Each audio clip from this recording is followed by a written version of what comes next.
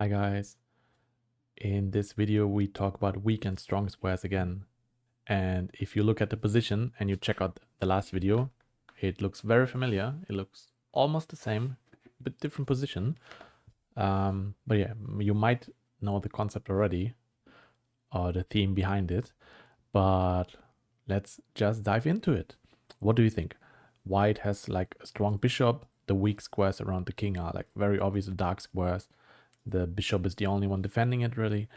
And yeah, how do we exploit this? How do we win this as white? Can you have a guess? Do you have any idea what white played in this position? It's from a real game. The move was rook to c5.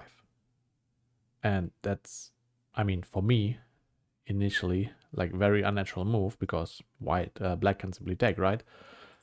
But of course, he cannot because we can simply take black. The bishop on d7 is hanging and there's no defense for black against the queen going to e3 and then to h6. So yeah, the bishop can never take here, and we're attacking the black queen at the same time and eventually trying to get the rook over to the king side to add an attacker. So here black played queen to a2, taking the pawn, getting out of the rook's way. And like I mentioned a few seconds ago, rook h5. Simply join the attack. And of course, again, like the bishop couldn't take on c5, the pawn cannot take on h5. Take a second to have a look. Let's say we would take as black. Then it's simply queen to g3. The only move to defend is bishop g7 and checkmate. So again, black cannot take.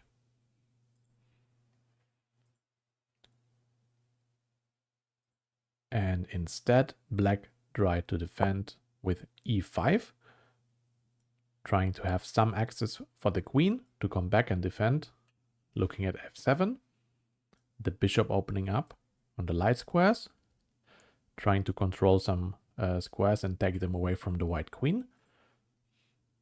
And so here, white simply took on e5, supporting the bishop.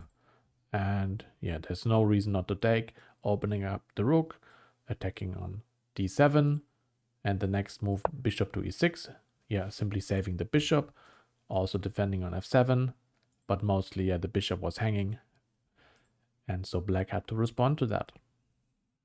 Now white played queen to f4, because white cannot make use of h3 or g4 right now, and also trying to get into h6.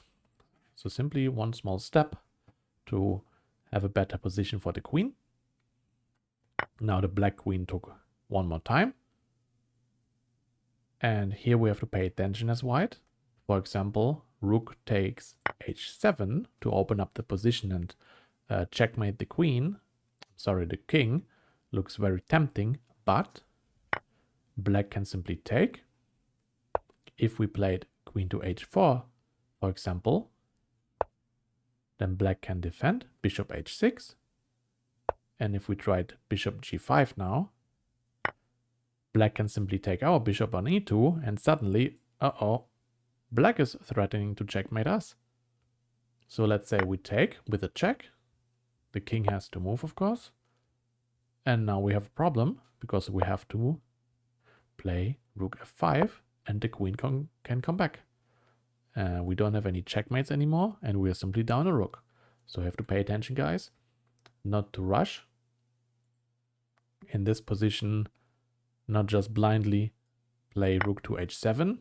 You have to pay attention. The bishop is hanging, then the rook is not protected, and we would lose the game like this. Instead, we simply respond to the threat by playing bishop to f1, securing our king, getting out of the way of the queen. And next up is bishop to e7, trying to defend, get rid of our bishop. But we don't really have to care. We can simply play queen to h4, and of course trying to simply get into the black's position. and trying to checkmate him at some point, hopefully. In this position, black played bishop to c5, because of course, if you would play bishop takes f6, we can simply take with the pawn. This will cut off the black king. The pawn is protected by the queen. And next move, we will simply take the pawn. And of course, taking the rook also doesn't help. Same concept, check, and it will be checkmate in the next move. So black tried to play bishop to c5 instead, to eventually try to get some kind of counterattack. Now white played rook to h6, and again guys, take a second to think. Why can't we simply take straight away on h7? Like this.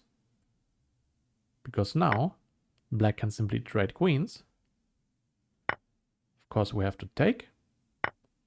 Black takes, we take again, and we lose the rook. So again, not as dramatic, yeah, but it's also losing position simply. We cannot take the pawn. Instead we save our rook, simply play it to h6. Now black tried to, simply march the pawn down the a file, because there's not much really he can do to add to the defense right now. And the next move from white is rook to d3. Yeah, to simply bring over the next rook. Then black took on f2. Of course we have to take again, and the king takes, and now our rook of course is protected. Can't be taken by the pawn, or earlier on h7, the example where the king could take now. And of course guys, bishop to c4, for example, is not an option. I will show you exactly why. Because now we can take the pawn on h7. And let's say the queen tries to take now. We can take, the bishop can take, king takes, the king takes, rook h3, king g8, and checkmate. So the rook on d3 made a difference now, swinging over to the king side and checkmating the king. That's why c4, the bishop, is simply a wasted move and not possible. And so yeah, bishop takes, queen takes, king takes, and now black tried to go for a4. White played bishop to e2,